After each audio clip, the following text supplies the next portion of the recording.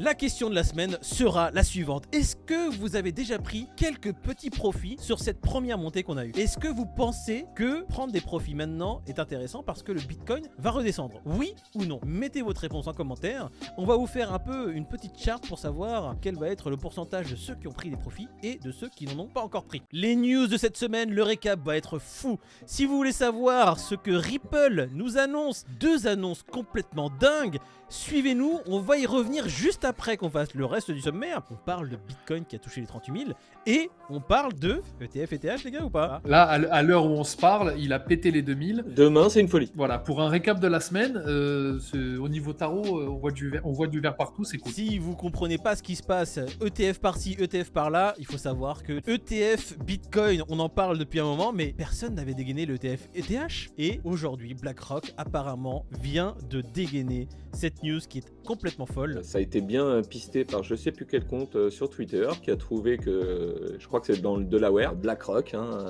les fameux, ont déposé donc une demande d'ETF sur Ethereum. Vous comprenez bien que déjà que les ETF Bitcoin vont bientôt être approuvés. C'est pour ça que là on a une euphorie qui est de plus en plus grosse sur le domaine des crypto-monnaies et spécialement Bitcoin. Il faut savoir qu'il a quand même touché les 38 000. Les ETF Ethereum vont également être autorisé.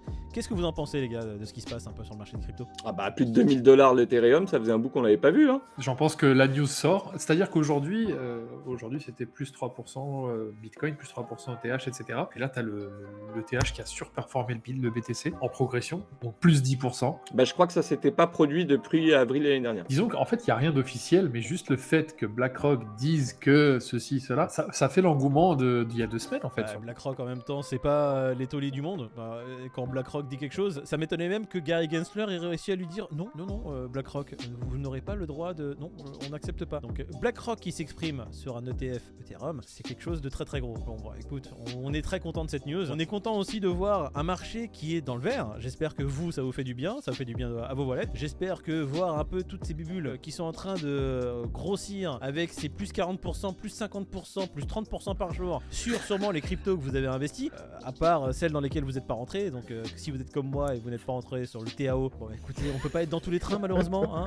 Il faut aussi accepter de ne pas être sur tous les quais. Je suis certain que vous êtes investi sur certains wallets. Et pour le coup, j'aimerais vous poser, ce sera la question de la semaine. La question de la semaine sera la suivante. Est-ce que vous avez déjà pris quelques petits profits sur cette première montée qu'on a eue? Est-ce que vous pensez que prendre des profits maintenant est intéressant parce que le Bitcoin va redescendre? Oui ou non? Mettez votre réponse en commentaire. On va vous faire un peu une petite charte pour savoir quel va être le pourcentage de ceux qui ont pris des profits et de ceux qui n'en ont pas encore pris. Petite news qui est tombée dans la journée, là je vous l'envoie. Michael Saylor, MicroStrategy, qui est quand même un petit poisson BTC, et il est à plus d'1 milliard de bénéfices sur le Bitcoin. Oula! C'est quand même correct, il doit être content. Est-ce qu'il va prendre des profits? Je sais pas, mais il est à plus d'1 milliard de bénéfices sur 5 milliards de Bitcoin. C'est pas celui qui est en train de tous les jours en train de mettre j'achète des BTC, BTC, buy on BTC, le mec. Lui il fait DCA, mais DCA toutes les heures.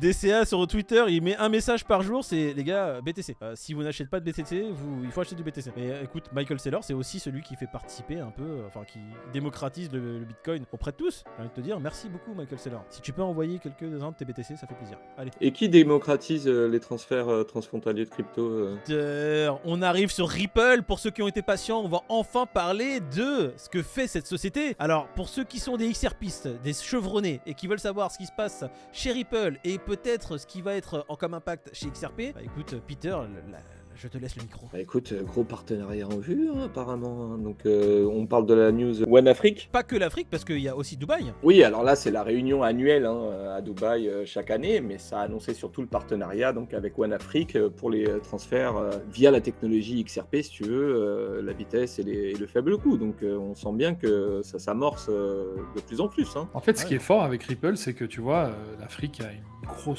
gros entrain pour la crypto. Donc comme tu dis, il y a 27 pays ça ouvre le truc à 27 pays. Et d'un autre côté, t'as pas que Dubaï, t'as vraiment presque tout le Moyen-Orient. Et ils sont sur tous les fronts, les mecs. On attendait depuis un bon moment des news qui vont dans le sens d'une adoption de la technologie que Ripple est en train de développer et de partenariats toujours plus nombreux de la part de Ripple. À part le procès, on n'entend pas grand-chose dans ce sens-là. Là, j'ai l'impression que avec ce début de peut-être cycle qui s'amorce, un changement de cycle, on n'est plus trop bear en ce moment, quand on voit les chart, c'est plutôt bullish. J'ai l'impression que Ripple, enfin, voit son apogée. Enfin, je sais pas, sa montée, Non, mais disons que ça prend forme, tu vois, ça devient concret.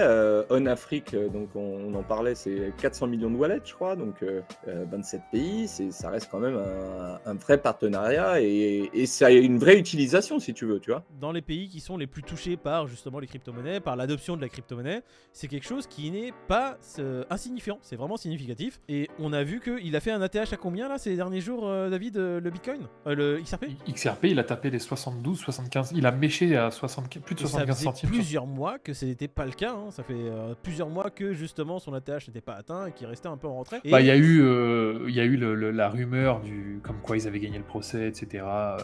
Il avait pété à 93 centimes, mais sinon c'était un épiphénomène, c'est vite redescendu. Mais là, il se stabilise à 60, 62. Mais c'est pas la seule news que l'on a sur Ripple. Il y en a une seconde qui est encore très intéressante. Et c'est ça pour ça que je dis que là, les choses s'enchaînent. Ils sont partout, ils sont partout. Mais alors là, pour le coup, c'est une société qu'ils ont rachetée, hein, donc c'est leur giron, c'est un groupe, hein, quelque part. Je sais plus, mais il me semble que c'était il y a 1 an qu'ils avaient racheté donc une entreprise crypto à hauteur de 250 millions, quelque chose comme ça, si je dis pas de bêtises. Bon, alors, ce qui se passe, c'était Metaco. Voilà, t'as un partenariat qui a été fait entre HSBC et Metaco, et la société derrière Metaco, eh bien, c'est Ripple qui les avait rachetés, comme tu le dis, en mai pour 250 millions de dollars.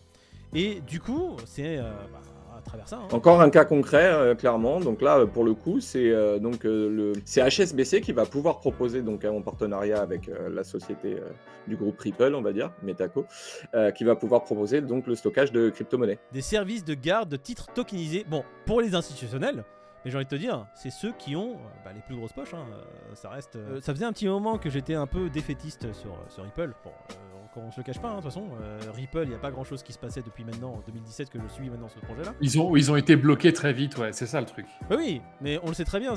Et j'ai l'impression que malgré ce procès, bon, le procès déjà qui est en train de se tarir, on a de plus en plus de news qui sont positives. Et on a Gary Gensler, donc la SEC, qui se fait taper de gauche à droite. Donc on comprend que c'est dans très très bonne voie. Déjà que depuis l'année dernière, depuis fin 2022, on avait des news qui nous disaient que Ripple serait probablement sortirait probablement gagnant de ce procès-là. En plus de toujours avoir ce procès, on avait aussi une news. Attention, on a oublié. Il y avait un des procès qui a été jeté à la poubelle par la SEC. Il y avait une des affaires qu'ils ont décidé de ne même pas continuer à poursuivre. Donc, malgré le procès principal qui reste toujours en cours, on a des news très positives. Ouais.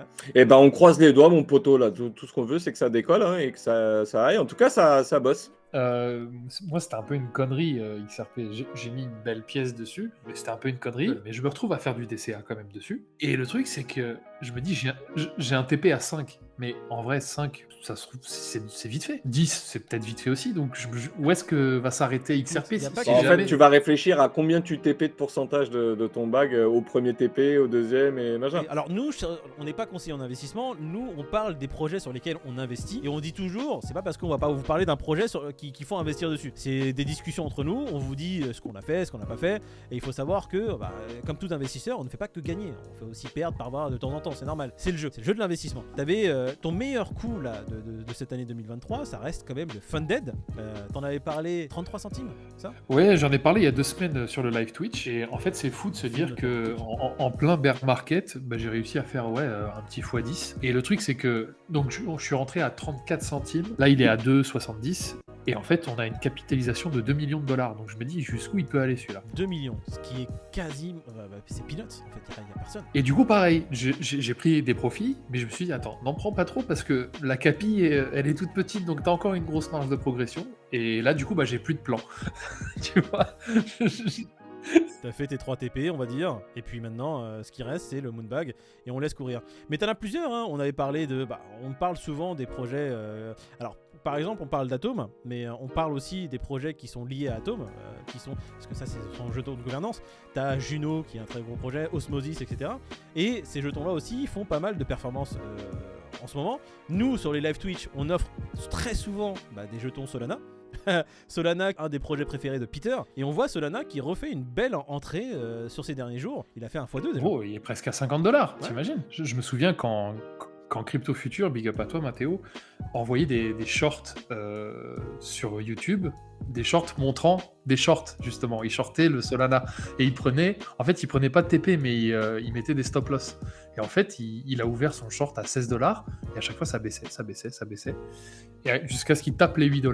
Et depuis 8 $, c'était to the moon, Solana, tu vois. En tout cas, ça s'est bien accéléré ces derniers temps, c'est vrai. Pour ceux à qui on en a offert en giveaway, aujourd'hui, ils sont pas trop malheureux. Bah, c'est pas ce qu'on disait à chaque fois, Peter, à Bah ces si, bien personnes-là, sûr. qui nous C'est le disaient but. oh, un Solana, vous nous l'offrez, c'est 8 $. Et à chaque fois, on disait mais les gars, Solana, quand il sera à 50 $, quand il sera à 150 $, tu seras bien content d'avoir. C'est le Solana, déjà, tu le reçois gratuitement. On en offrait 1-2 par personne. Notre discours, c'est quoi? C'est toujours les gars, on vous offre des choses, c'est pour que vous les coffriez parce que on a un ATH qui est déjà parvenu, enfin qui est déjà venu. Quand on vous offre des cryptos pendant les lives, c'est des choses. Nous, en ce moment, on est sur l'atome parce qu'on en a une tonne chacun.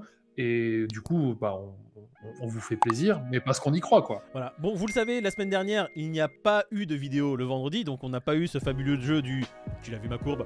Alors, tu l'as vu la courbe. On vous invite chaque semaine donc à déposer un commentaire sur cette vidéo en nous indiquant le token sur lequel il va le plus performer jusqu'à la semaine suivante. Et donc, chacun de nous va sélectionner un token par rapport à vos arguments que vous aurez laissés en commentaire. Et bien entendu, si pendant notre live de jeudi prochain, votre token a le plus performé et qu'il a été sélectionné par l'un de nous, on vous offre un back de ce token et on prend un back de ce token pour le portefeuille en commun qui ira to the moon, on l'espère. On regardera après sur la vidéo de jeudi prochain celui qui a le mieux performé. Voilà. Bon, j'ai envie de dire, c'était une excellente émission, hein, un bon petit récapitulatif de la semaine.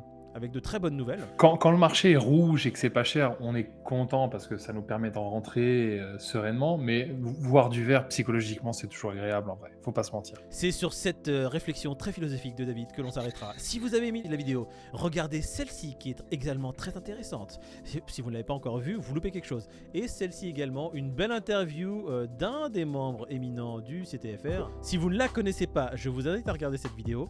Elle est extrêmement intéressante, elle parle de Bitcoin et de l'évolution du Bitcoin, les ordinals. Voilà.